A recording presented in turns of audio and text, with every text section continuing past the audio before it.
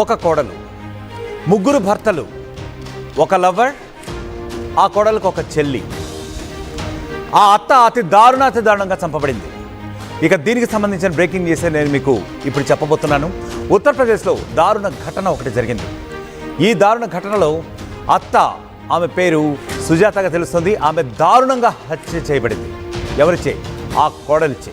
ఆ కోడలి పేరు పూజ, ఆమె చెల్లెలు. ఈ పూజ అంటే సుజాతకి ఉన్న కోడలు ఎవరైతే ఉన్నారో ఆ కోడలికి ఉన్న ప్రస్తుత లవర్.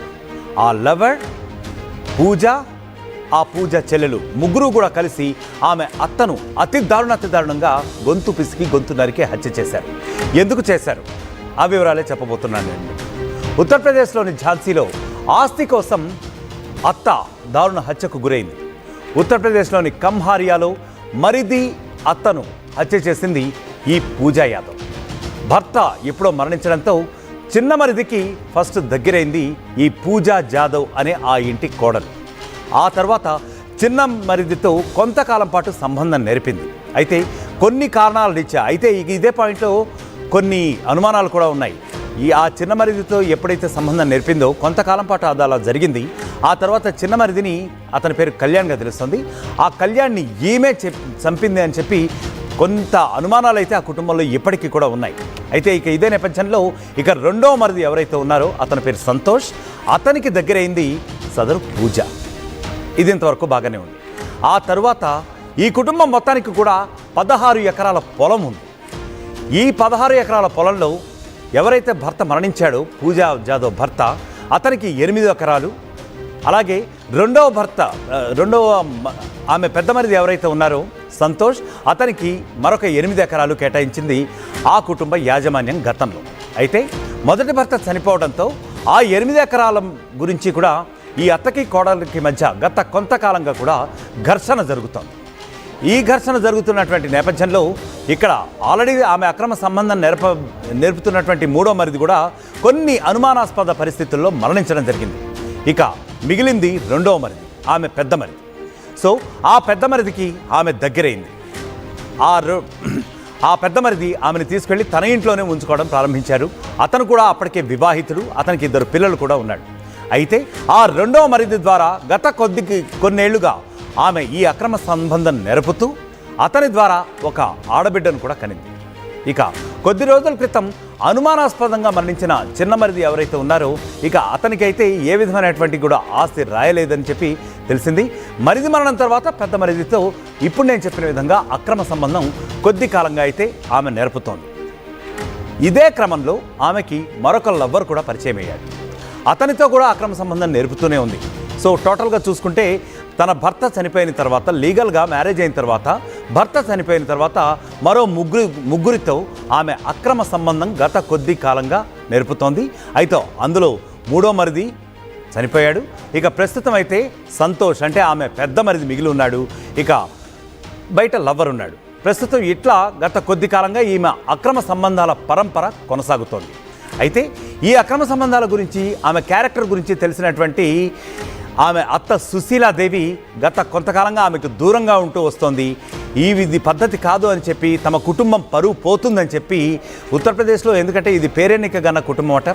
సో ఆ ఏరియాలో చుట్టుపక్కల చాలా పెద్ద కుటుంబం కాబట్టి తమ కుటుంబ పరువు మర్యాదలు ఎక్కడ మంట కలిసిపోతాయని చెప్పి సుశీలాదేవి అంటే అత్త ఆ కోడల్ని గత కొద్ది కాలంగా నివారిస్తూ వస్తోంది, చివాట్లు పెడుతూ వస్తోంది.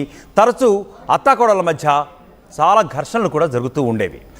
ఇదే నేపథ్యంలో ఆస్తి వివాదం కూడా చెలరేగింది. ఆమె పెద్ద మరిది ఎవరైతే ఉన్నాడో ఆమెతో సంబంధం నేర్పుతోందని చెప్పుకున్నాం కదా. సో సంతోష్ అనే ఆమె పెద్ద మరిది, ఈమె ఇతని లవ్వర్, ముగ్గురు కూడా కలిసి ఒకవేళ తమ అత్తనే అంతమంది చేస్తే ఆస్తి మొత్తం తమ కైవసం అవుతుందని చెప్పి ఒక కుట్ర పన్ని పక్కా ప్లాన్ ప్రకారం, పక్కా ప్రణాళిక ప్రకారం సుశీలని చంపేసింది. ఆ తర్వాత అక్కడ దొంగతనం కూడా చేసింది. ఆమె చంపేసిన తర్వాత అత్తకు ఉన్నటువంటి బంగారము, నగలు అప్పగించేసింది. ఎవరికి అప్పగించింది? తన పెద్ద మరిది. ఆల్రెడీ అక్రమ సంబంధం నెరపి అతనితో ఎప్పటి నుంచి అయితే కాపురం ఉంటుందో అతనికి ఆమెకి అప్పగించలేదు. ఆమె లవర్ ఎవరైతే ఉన్నారో అతనికి తీసుకెళ్ళి ఇవన్నీ కూడా అప్పగించేసింది. 8 ఎకరాల భూమిని అమ్మి లవర్తో వెళ్ళిపోవాలని చెప్పి కూడా పూజ కుట్రాపూరితంగా కొంతకాలంగా ప్లాన్ చేసింది. సో ఎప్పుడైతే ఆ లవర్ ఆ నగలన్నీ తీసేసుకుని వెళ్ళి అమ్ముతూ ఉన్నాడో అప్పుడు రెడ్ హ్యాండెడ్గా పట్టుకున్నారు ఉత్తరప్రదేశ్ పోలీసులు. అప్పుడు అసలు విషయం మొత్తం బయటకు వచ్చింది. అయితే ఇక్కడ మరొక ట్విస్ట్ కూడా ఉంది. అత్త మరణానికి సహకరించిన వారిలో, అత్తని చంపేయడానికి సహకరించిన వారిలో ఈ పూజ, ఆమె చెల్లెలు సుష్మిత, వీళ్ళిద్దరికీ కూడా కామన్ లవరు అతను అని చెప్పి ఇప్పుడు చెప్తున్నారు.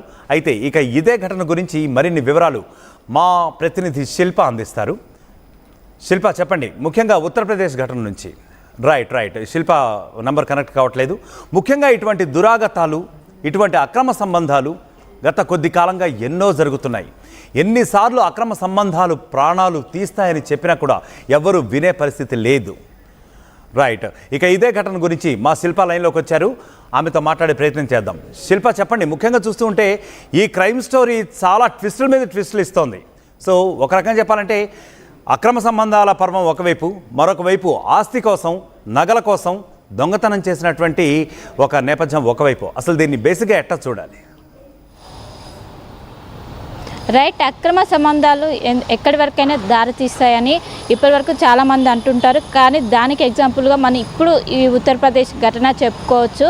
ఎందుకంటే ఉత్తరప్రదేశ్కి చెందినటువంటి పూజ అక్కడ ఉన్నటువంటి ఉత్తరప్రదేశ్కి చెందినటువంటి వ్యక్తిని మ్యారేజ్ చేసుకున్నారు. మ్యారేజ్ చేసుకున్న అనంతరం తాను మరణించాక సొంత మర్దితోని తను ఎఫ్ఐఆర్ పెట్టుకుంది. ఎఫ్ఐఆర్ పెట్టుకున్నాక విభేదాలు రావడంతో తనని హత్య చేసింది. తర్వాత ఇంకో హత్య అనంతరం ఇంకో మర్దితో కూడా ఎఫ్ఐఆర్ పెట్టుకుంది. తాను కూడా మరణించాక ఇంకో మర్ది దగ్గరికి వెళ్ళటంతో వాళ్ళ అత్త దీనికి ససేమీరా అన్నది, ఈ విధంగా చేయటం కరెక్ట్ కాదంటూ కూడా వాళ్ళ అత్త ఒప్పుకోలేదు.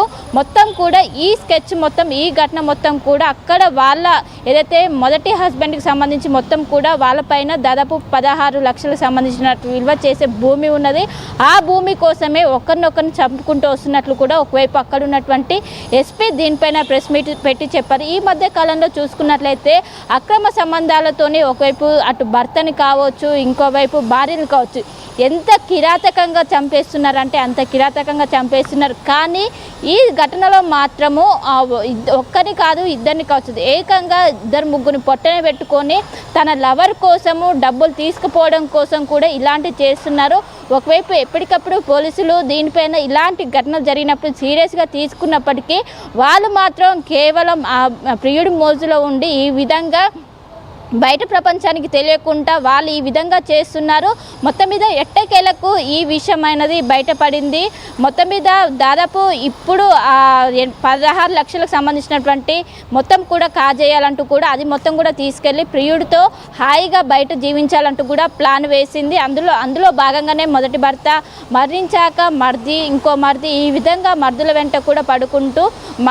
వెంట పడుతూ కూడా ఈ విధంగా చేసింది. మొత్తం మీద ఈ విషయం బయటకు వచ్చిన అనంతరం కూడా స్థానికులు కావచ్చు, ప్రతి ఒక్కరు కూడా ఆగ్రహం వ్యక్తం చేస్తున్నారు. ఈ విధంగా సమాజం ఎటుపోతుంది, ఇలాంటి ఘటనలు జరుగుతుంటే ఏ విధంగా పోతుంది, సొంత మర్దులతోనే ఈ విధంగా ఎఫ్ఐఆర్ పెట్టుకొని అనంతరం హత్య చేయటం ఏంది, అసలుకి ఈ హత్యలకు వాళ్ళకి ఈ ధైర్యం ఎక్కడి నుండి వస్తుందంటూ కూడా చెప్తున్నారు. దీనికి ప్రేరేపణగా వాళ్ళ లవర్ నుంచి కూడా వాళ్ళకు సపోర్ట్ ఉన్నది. ఆ సపోర్ట్ కారణంగానే తను వాళ్ళ మర్దులను ఒకరొకరిని కూడా చంపేసుకుంటూ వెళ్తున్నట్టు కూడా చెప్తున్నారు. మొత్తం మీద వాళ్ళ అత్త దీనికి సంబంధించి ఒకవైపు అక్కడ కావచ్చు కంప్లైంట్